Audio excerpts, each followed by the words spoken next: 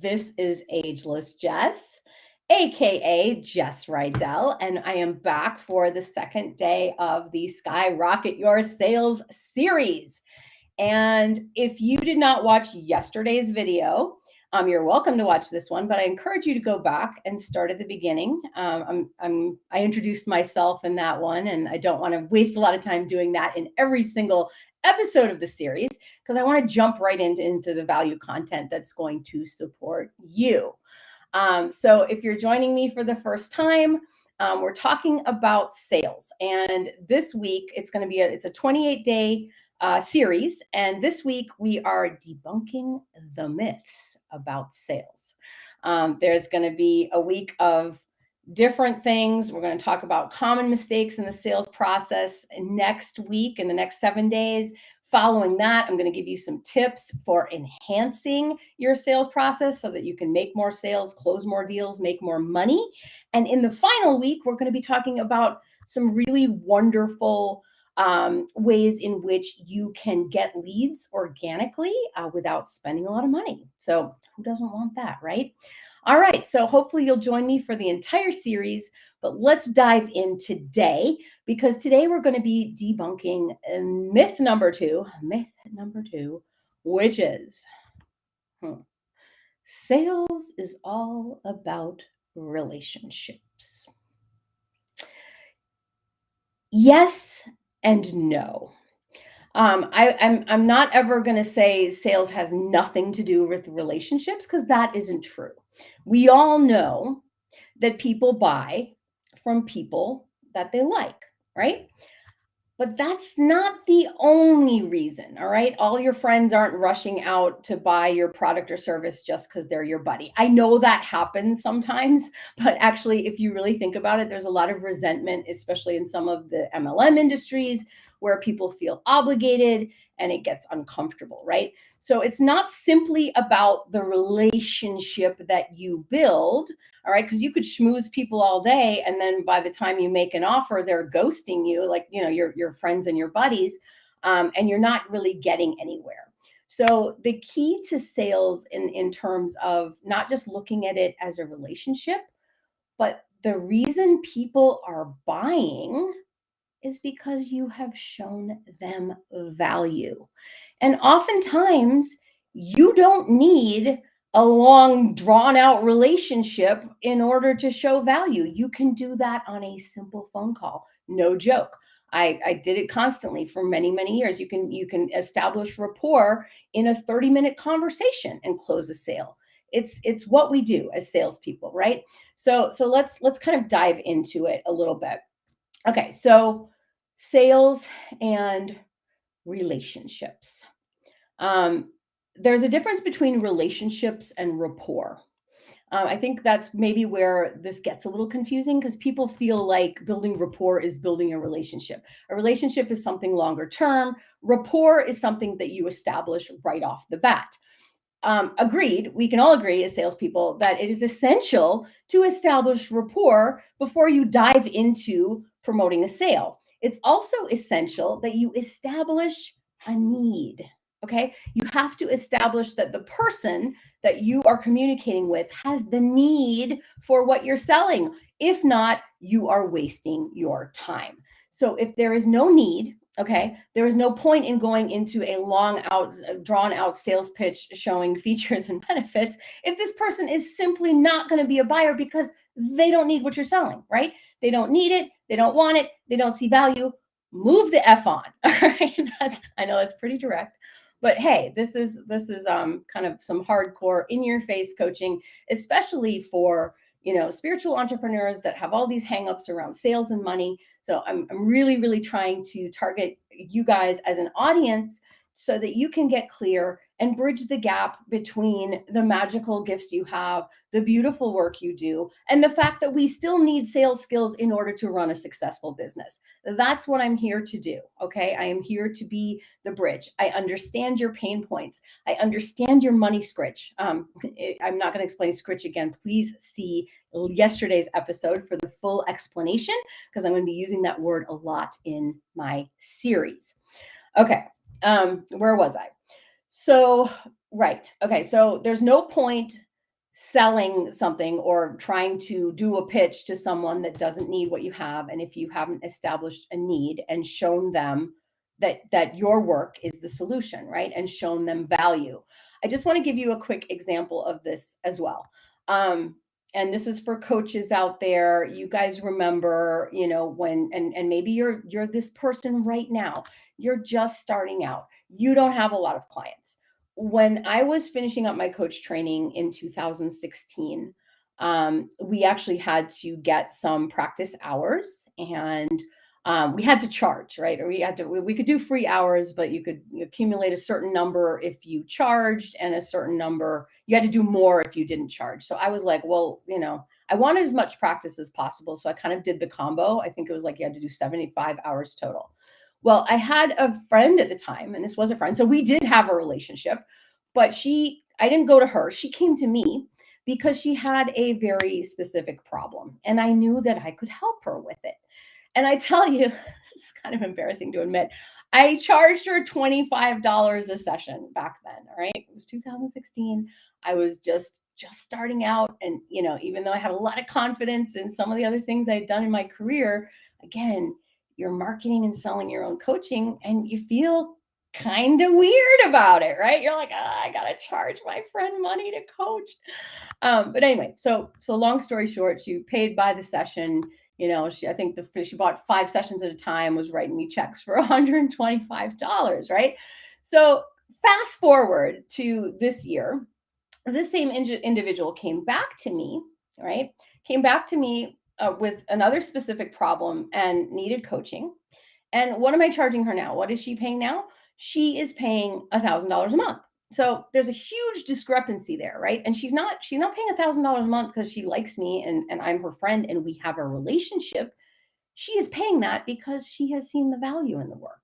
She's done the work with me before. We didn't just do the one off sessions in 2016. We've worked together steadily over time, and she's increased in paying a different price as my prices have increased, right? She wouldn't be paying that if she didn't see the value. So it's not based on the relationship. It is based on the value and the fact that she has a need that she knows that I can fulfill. She has a need that she knows when we work together, she gets results, right? She knows that when we work together, she expands exponentially, in many dimensions, that I push back on some of her limiting beliefs, some of her negative thinking, things that aren't working in her life. I offer up a new perspective. We don't just talk. It's not just like a powwow. I have very specific tools. By the way, this is a life coaching client, not a sales coaching client. I do both. So, but she came to me, again, with a very specific problem, and she knows that when we work together, we're going to get somewhere, and she's going to get results. She's going to get the transformation and the new energy that she's looking for, right? And the work is deep, and it's really, really wonderful. So I just want to clarify that yes, rapport is important. But a lot of people wait that, they're like, well, I can't ask for a sale until I've, at least known this person for this many weeks or this amount of time. I also remember another coach friend of mine that's like, well, I've been off of social media for a while, so I can't exactly just come out there and market something with an offer. And I'm kind of like, why not? And I do understand that this individual wanted to show up and show value, or give before he asked, which is kind of that is a great sales dynamic. We want to give before we get. I have another good example of that too that I can share with you.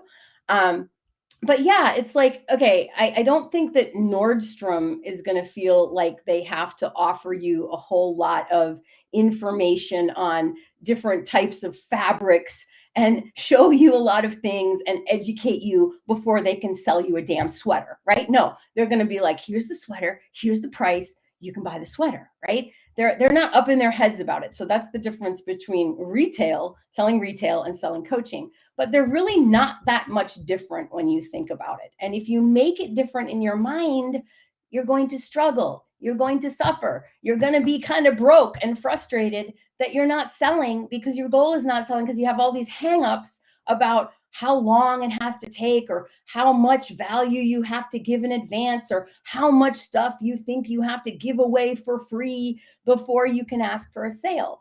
No, you want to create a business where the service you offer is of value to people, that it solves a problem. We talked about this yesterday. If your business does not solve a specific problem, you don't really have a business. You have a nice to have. You have a hobby of sorts, right? But getting specific. And some of us learn this the hard way because we're out there sort of with some vague, loosey goosey messaging that maybe only appeals to, a handful of people. And we need to cast a wider net if we're going to have a thriving business. So let's get it more specific. Let's get it more tangible. Let's have a business that solves a problem. The very definition of business is an entity, an organization that makes a profit. So I do want you to shift your thinking, as much as, yes, we do this from a love of the service and from a desire to share our gifts, but avoid getting your ego and energy so caught up into it that it is debilitating, that you are being stifled or stymied because of the hangups that are happening from your mindset. I hope that makes sense. So I'm going to keep this one really short and sweet here on day 2 because I got to jump back to another meeting. But remember, selling is not all about relationships. Relationships are just a part of the equation. I'm going to leave you with the other example about value. And this is like, I do teach from the seat of my life. I teach from things I've learned through the school of hard knocks. So I'm not just here to prattle on aimlessly about my previous life or accomplishments. Please understand that. I'm using these examples to make a point, and I have a lot more clarity, and I have a lot more invested in examples that are from my lived experience. So here's the story. Back in 1997, the only sales experience that I really had at that point had been waiting tables, right? Like waitressing in different establishments. And I decided that I was going to make a career shift and I was going to become a personal trainer. I didn't know I mean, I was in the fitness thing. I was in my 20s. I like to go to the gym and do all the things. But I got certified as an AFA certification, and I got kind of ballsy and went out there and marketed myself, walked up into a couple of gyms. And it just so happened that this particular establishment was opening a new location in the area that I lived in. So I was really lucky to kind of come on with this brand new gym that was opening in the area. So that was one great plus. The caveat was that in order to work there as an independent contractor, you actually had to give 4 free personal training sessions to everyone that came into the gym, right? Like the people could sign up for these, and that's how you were going to grow your business. And at the time, I was like, bring it, let's go, because I was so excited about this new career switch. And I was so glad that I didn't have to sling wings anymore. Right. So I was like, all right, we'll do the 4 sessions, and I did the 4 sessions, talked, I showed them value. I did the training, talked about the different muscles and all the things, and they were feeling better and getting results within those 4 sessions. Now, after the 4 sessions, imagine this, just for a second. Imagine if I had not made them an offer to continue to work with me, what would have happened, right? Dead in the water. What a waste of time. So that's where the sale part comes in. That's where it's like I had to tell them what it would look like to continue working with me, tell them what it cost, and ask for the money. I'm going to say that over and over again in this series. You have to get comfortable asking for the money. Well, this is like such a cool story because, and I'm forever proud of this. And I guess it sort of tainted my life in a way because I thought it would just apply to every area of my life and what I did. But within a month's time, I actually had 22 new paying clients on my books from showing them the value of the training, right? Yes, we formed a bit of a relationship during those 4 sessions.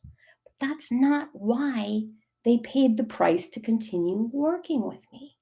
They paid the price because they got the results that they were looking for and they wanted to continue to get results, right? You can't just do 4 personal training sessions and be fit. They knew that they needed to carry on, but they got a taste of what it looked like and what it felt like, right? And so they kept on doing it.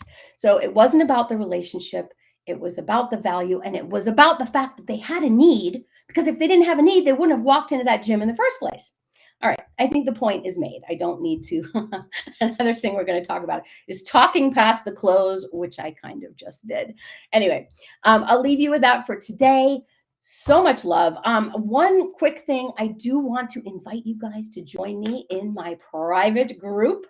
I had it, and let me just kind of set this up here.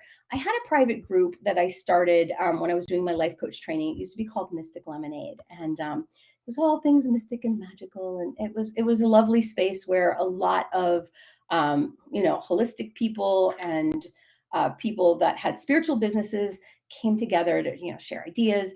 But it was a fun little playground, and it was great for my life coaching business. But I had to move forward from there. I took a break from it altogether when I was working full time, and then I kind of missed having the outlet of somewhere to be and go and post like quirky little witchy memes that not everybody understands on my personal page. So I changed the name of the group to Mystic Mischief, and I was kind of sporadic in there. I'd pop in there, I'd put something down here or there. But now with this new direction as a sales success coach, I didn't want to start from scratch because I have a great foundation of wonderful people in that group, and a lot of them are entrepreneurs. So the new name of the group is Sales Magic for Mystic Entrepreneurs. So I'm going to drop the link in the chat, or the name, depending on what platform you're watching this on, the name of the group. And please, please, please come forward and join, because there's there's going to be a lot more training in there after the series is over. So I just wanted to offer that opportunity to you guys today. So much love. We'll see you tomorrow for the next myth. Bye-bye.